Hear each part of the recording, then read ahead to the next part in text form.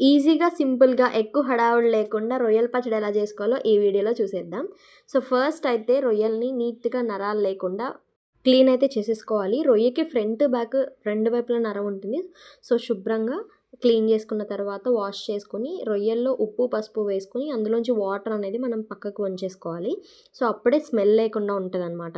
So, next అలా water తీసి పక్కన పెట్టుకున్న రొయ్యల్ని ఆయిల్‌లో వేసుకొని డీప్ ఫ్రై చేసుకోవాలి.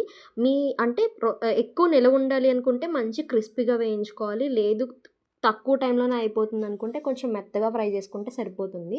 సో, వేగిన రొయ్యల్లో ఒక 2 టేబుల్ స్పూన్స్ ఆఫ్ అల్లం వెల్లుల్లి పేస్ట్ వేసుకొని పచ్చివాసన పోయేంత వరకు ఫ్రై చేసుకోవాలి. ఆ తర్వాత కట్ చేసి పెట్టుకున్న పుదీనా, కొత్తిమీర వేయండి. బావుంటుంది ఫ్లేవర్ యాక్చువల్లీ. చాలామంది వేయకపోవచ్చు. బట్ మేము వేస్తాము. టేస్ట్ బావుంటది. ఈసారి ట్రై చేయండి. అండ్ ఆ తర్వాత garam masala and stove off చేసుకొని కారం వేసుకున్నాం ఒక గ్లాస్ వరకు. ఆఫ్ చేసుకొని ఎందుకు వేసుకోమనంటే కారం మాడిపోతుంది ఈజీగా. సో, నెక్స్ట్ సాల్ట్ అనమాట పచ్చడికి సరిపడినంత.